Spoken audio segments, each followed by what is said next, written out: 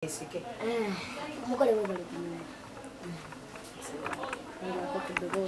nawe bali kusiima kale mukolo amanya gaffe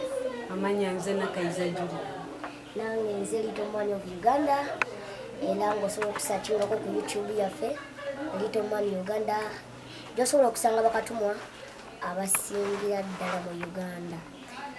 Tuyita ku mukolo gwo tuguweesa ekitiibwa ndi wayo n'omugole w'olunaku olwaleero ayambadde n'anyuma ayambadde n'akolaki bannange oba nkite kutonnya mooli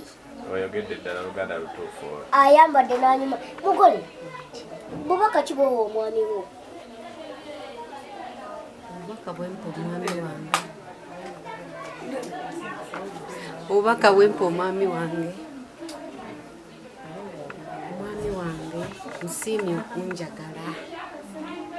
neyanziza nnyo neyanzidde era nsaba mugambe nti nange mwagala era mulindiridde amulindiridde tuli eno tukyafumba omugole akyafumba bakyamuyooyoota ate bagenda otuuka wali eri mu kidaala nga enjo ntegeeza nga malayika bannange wamutunulira bwayambadde ataddemu gomesi eya papa mulimu ebimuli